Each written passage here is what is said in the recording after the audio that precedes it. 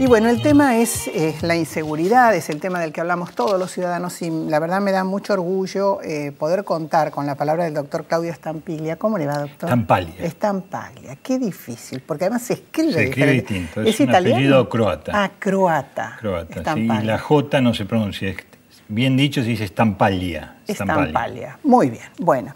Porque comento simplemente por si usted no estaba al tanto, es profesor titular de Criminología en la Facultad de Derecho de la Universidad de Belgrano, es director del Centro de Estudios para la Prevención del Delito de la Universidad de Belgrano, ha dictado conferencias sobre la temática en innumerables universidades tales como Berkeley, Columbia, Harvard, la American University de Ottawa, la Universidad de París, la Universidad Complutense, esto entre otras. Es asesor de la Cámara de Diputados de la Nación, fue director general del Programa de Prevención del Delito y la Violencia en el Gobierno de la Ciudad, entre el 97 y 98, fue secretario general y miembro fundador del Foro Latinoamericano de Alcaldes para la Seguridad Ciudadana y fue corredactor de la Comisión de Juristas designada para la reforma del Código Procesal Penal de la Nación. Y acá estamos, doctor, cada uno con una anécdota individual, privada, acerca de la inseguridad, al que no asaltaron, digamos, en cuerpo propio, le asaltaron a un amigo, un hijo, un pariente, y dando vuelta como el perro que se muerde la cola. Por ahí es muy vasto, diría mi abuela valenciana, la presentación, pero es así. Es así porque se quiere que sea así. Lo que es claro y definitivo que desde el advenimiento de la democracia, porque antes ni podemos hablar del tema, obviamente, salvo algunos atisbos en el primer gobierno democrático, el doctor Alfonsín, que intentó en el tiempo empezar a trabajar sobre los temas, luego, sin excepción, todos los gobiernos que fueron transcurriendo, le diría que prácticamente no hicieron nada en la materia. Sobre todo no hicieron nada, es decir, siguieron un camino común, que es la utilización sistemática del sistema penal, a través de la policía, cárcel y justicia, no mejorándolo a ese trípode de ninguna manera, se ha venido poco a poco empobreciendo con el tiempo, y continuaron sin otorgarle la más mínima importancia a todo lo que son las políticas de prevención de delito eficaces, comprobadas en el mundo, que le han cambiado la cara a un montón de países desarrollados y aquellos que no son desarrollados pero son serios. Y que se proponen algo. Usted me permitiría un brevísimo informe nada más que para ponernos en auto sobre este tema. Vamos a verlo. La agenda de la pobreza y la inseguridad emerge con tal fuerza que la sensación de inseguridad dejó de serlo. En general, tenemos la tendencia a confundir inseguridad con delincuencia y violencia. Si bien estas tres cuestiones van de la mano, no son lo mismo. Según el Centro de Estudios para la Prevención del Delito, CEPREDE, dependiente de la Universidad de Belgrano, en los últimos 20 años la inseguridad ciudadana se ha ubicado progresivamente entre las tres principales preocupaciones de la sociedad argentina. La tasa delictiva mundial se duplica cada 14 años y dentro de dicho contexto en nuestro país en el mismo periodo el crecimiento ha sido mayor. Frente a esta perspectiva sorprende la carencia de políticas públicas tendientes a dar respuestas concretas y eficaces a este segmento tan vital para la calidad de vida de los ciudadanos. En el ámbito judicial se ha producido un paulatino deterioro que ubica a la justicia con baja estima y confianza comunitaria. La institución policial, por su parte, continúa manteniendo una pésima imagen pública, fundamentalmente de la mano de cierto desinterés gubernamental en rejerarquizarla y crear los canales de acercamientos con los vecinos. Los establecimientos penitenciarios siguen albergando mayor población que la que permiten sus espacios y no se contemplan estrategias de resocialización, constituyéndose finalmente en verdaderos ámbitos de reciclaje criminal. Los ejes de la prevención los constituyen fundamentalmente la educación y las políticas sociales. A pesar de que los sectores más carecientes son quienes se encuentran en situación de mayor vulnerabilidad real o sustantiva frente a la delincuencia, son los de la escala socioeconómica más alta los que tienen estudios secundarios completos y los habitantes de zonas con trazado urbano los que continúan registrando una mayor tasa de delito.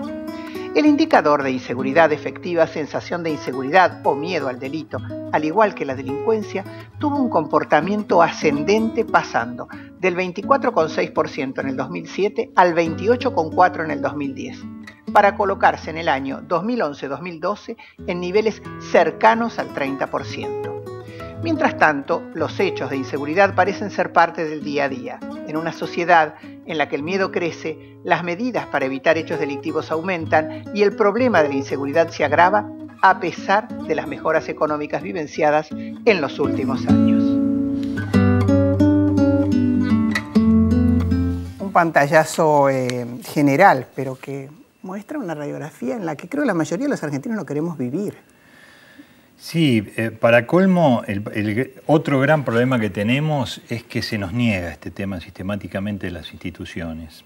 Se nos niega no solo por omisión, es decir, por no hablarlo ni hacer grandes cosas, diría muy pequeñas para el tiempo que se vive en estos temas, sino fundamentalmente en el tema de hacernos creer. Por ejemplo, es patético lo que le voy a decir. Cotidianamente usted escuchará, y todos quienes nos escuchan también, que altos funcionarios del gobierno dicen, no, pero no está la inseguridad, el delito no viene creciendo, no tiene datos. Sí. Nos dice, ¿cómo puede ser que la ciudadanía o cierta dirigencia política, en la cual yo no me meto porque soy un técnico, dice que aumenta la inseguridad si no tienen datos para mostrarlo? Y yo me pregunto, los primeros que tienen que tener datos es el gobierno, y hace 3 años y medio que no hay datos oficiales ni estadísticas criminales. Con lo cual, realmente que esto no se ve en ningún país ni latinoamericano. No se puede planificar nada. Efectivamente, pero además nos hacen creer, por ejemplo, cosas como esta, que si hay una venganza, si hay una matanza, por ejemplo, de sicarios, o la violencia intrafamiliar, que trae la mayor cantidad de homicidios dentro de la tasa de homicidios, se constituye por gente que puede ser la pareja, el marido, un amigo, etcétera, sí, etcétera, y que un breve segmento es por robo, que no es así. Eso no es inseguridad. No sé si me entiende. Esto es increíble. Eso no entra dentro del concepto de inseguridad. Inseguridad sería la inseguridad de la calle, digamos, el robo, el hurto, y esto es increíble porque... Doctor, los países que han ido en vías de ir resolviendo esto, ¿no? Por ejemplo, yo algunos datos me han llegado a lo largo del ejercicio de este oficio que desempeño, como por ejemplo en Chile, que una de las primeras medidas que se fueron tomando fue el tema de iluminación. O en New York, que todos lo comentamos esto, que bueno, tal vez las primeras acciones que se tomaron fue considerar que la rotura de un vidrio en el subte era un buen camino de inicio para empezar a tratar de resolver en barrios muy calientes de Nueva York, a propósito de lo que vivían. ¿Por dónde tendríamos que empezar? Tenemos que empezar de cero. Sí. Esto parece mentira, suena feo. Tenemos que hacer una suerte de actividad fundacional en materia de seguridad. Es decir, por un lado, crear una política criminal, una política de seguridad integral, con eje en la prevención del delito. El eje tiene que estar en la prevención del delito y mejorando sustancialmente el sistema penal, conformado por la policía, la justicia y la cárcel. Después, si hay tiempo, lo decimos, lo explicamos esto, con adhesión de las provincias y los municipios. Y la propia base social, porque así, por ejemplo, Colombia tiene un éxito brutal, ha bajado las tasas el 50% en 10 años, los homicidios, y casi el 60% los delitos contra la propiedad. Empezó el movimiento desde los municipios hacia arriba y después vino de arriba hacia abajo. Chile, bueno, es otro país que ha trabajado muy bien en la temática, en Latinoamérica, pero ya están trabajando mucho mejor que nosotros Brasil, y con mucho mejores resultados, es decir, tienen resultados para mostrar. Están trabajando, Perú se lanzó a trabajar, Ecuador se lanzó a trabajar, en un continente como es el latinoamericano, que es el más violento del mundo, ¿no? Es solo un tema... Perdón. Quería decir que el 27% de todos los homicidios del mundo se llevan a cabo en Latinoamérica, que tiene el 9% de la población mundial nada más, ¿no? Solo es una cuestión de recursos, porque uno... A ver, entre lo que ver una película, por ejemplo, en el canal Universal, a lo mejor con La Ley y el Orden, que es otro sistema jurídico, es el common law, ya sabemos que es de otra forma, ¿no?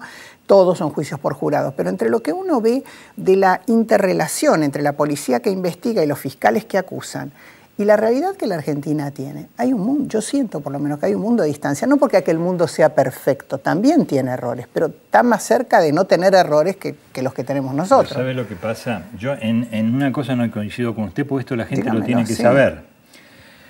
La justicia nuestra tiene muchos baches, muchos problemas, no funciona. Sí. No funciona bien. Y tiene usted sabe que en el país se condenan el 3% de todos los hechos que se denuncian. El 7% llegan a juicio oral del 100%, y de ese 7% llegan, y del 100%, y del 7% que van a juicio oral, solo un 3% llegan a condena. Y usted me dice, bueno, entonces ¿cómo están los otros países? No tanto peor que nosotros. Por ejemplo, Estados Unidos, con todo un despliegue, un ministerio público, la fiscalía, ¿no? Fuerte, con todos los medios de investigación en su mano, los jueces mejor pagos que los nuestros, con una policía con recursos y demás. Sin embargo, tienen el 5% de condena de la totalidad de los hechos delictivos que se cometen. Entonces, esto, o sea, cárceles con procesados. Cárceles con procesados en niveles altos. Y un tercio de los presos de todo el mundo está en Estados Unidos. Son 2.550.000 presos tiene Estados Unidos, que representa más del 30% de todos los presos del mundo. ¿Y quién está mejor? No, por eso le quiero decir de que esto es la demostración más cabal de que seguir implementando o seguir recorriendo el segmento de la política a través de la policía, la cárcel y la justicia no funciona. Es decir, hay que mejorarlo, pero el eje es la prevención del delito.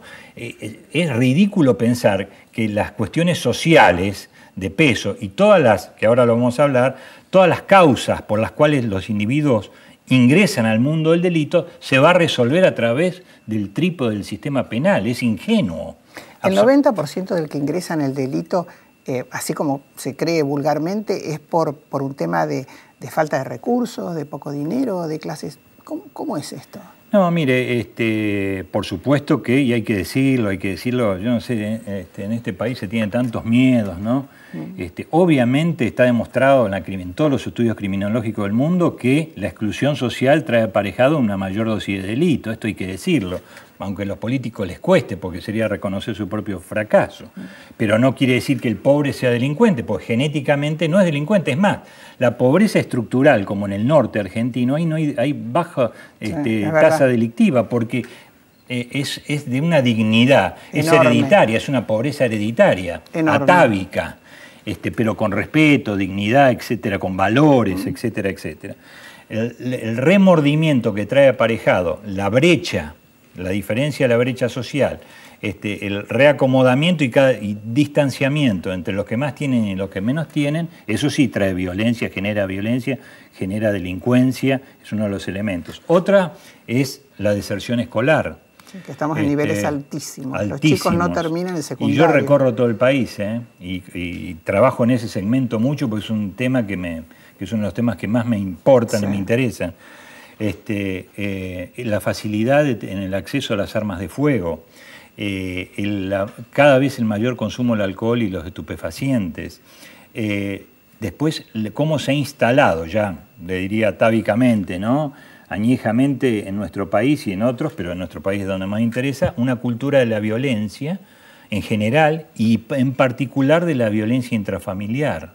Y por último, lo que vemos en los chicos que están dentro de los institutos de menores, que nos dicen, yo no tengo si salgo voy a salir a robar nuevamente, si salgo voy a salir a drogarme, no tengo perspectiva ni ningún horizonte en mi vida, ¿no? No tiene sentido en la vida. Ese aliciente de querer mejorar y superarse. Claro, entonces todos estos elementos, en los cuales le digo, esto no lo dice Claudio Stampaglia, para que usted sepa, estos son estudios que ya tienen más o menos analizados a entre 5 y 6 millones de personas en el mundo y en los cuales en estos resultados se ha puesto de acuerdo la Organización de Naciones Unidas, se ha puesto la Organización Mundial de la Salud, se ha puesto de acuerdo el Centro de Estudios para la Prevención del Delito de Montreal, que es el más importante del mundo, yo tuve la suerte de ser socio fundador, el CEPREDE, que me toca dirigir, y la Federación Europea de Alcaldes para la Seguridad Urbana, pero es la europea. Sí. Yo fui secretario de la latinoamericana. Doctor, bueno, esto es lo que tenemos, este tiempo. Me encantaría haber podido seguir conversando con usted y espero, bueno, que de su bonomía cuente con que otra vez podamos encontrarnos. Creo que esto es lo que vamos a hacer en este tiempo. Yo le agradezco muchísimo y la verdad que sigo con con mucho interés todo aquello que en alguna publicación lo menciona porque sé de su trabajo. Y ojalá que un día nos encontremos para decir, bueno, estoy a cargo de la planificación de esto, ni más ni menos que la seguridad que los ciudadanos podamos tener. ¿Me permite una cosa? Sí. Liderazgo en materia de seguridad. No lo tenemos. Liderazgo es disciplina y gerenciamiento. No lo hay. Y eso falta, y es vital en la política de seguridad. Bueno, muchas gracias. Y un cariño grande para toda la gente de la Universidad de Belgrano. Gracias, muchas Ana. gracias. Nos vamos el próximo miércoles, si Dios quiere, nos reencontramos a las 21, como siempre.